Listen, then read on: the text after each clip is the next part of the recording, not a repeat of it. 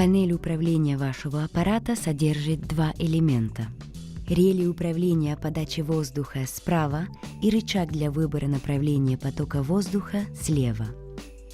Рели управления подачи воздуха служат для регулировки количества воздуха, поступающего в печь, то есть позволяет регулировать интенсивность огня. Рели выбора позволяет выбрать систему забора воздуха. Ваш аппарат снабжен возможностью управления воздушными потоками. Предусмотрены два направления.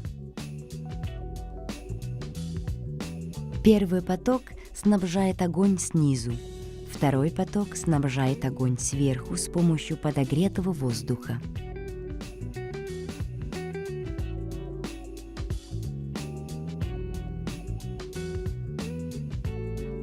В позиции А пламя снабжается только подогретым воздухом сверху. Это является идеальной позицией при горении дров.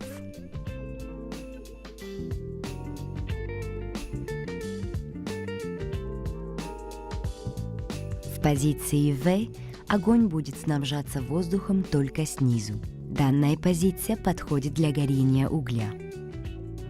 Промежуточные позиции предоставят возможность циркуляции двух воздушных потоков.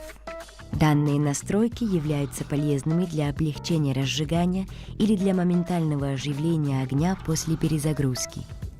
Для того, чтобы привести в действие ваш аппарат эффективно, следуйте инструкциям, принимая во внимание, что нужно около часа для того, чтобы разогреть дровяную печь до идеальной рабочей температуры. Расположите рели выбора на середину, позволяя воздуху поступать снизу и сверху. Затем поставьте рели «Объем воздуха» на максимум. Положите несколько смятых бумажных листов на решетку. Вы также можете использовать 3-4 таблетки для разжига. Затем подложить горсть щепок для разжигания.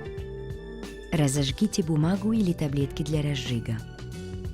Оставьте дверцу приоткрытой. Когда мелкая древесина разгорелась, добавьте несколько бревен, чтобы довести аппарат до нужной температуры. Во время разжига советуется использовать расколотые бревна толщиной не более 7 см. Приблизительно 15 минут спустя закройте дверцу полностью.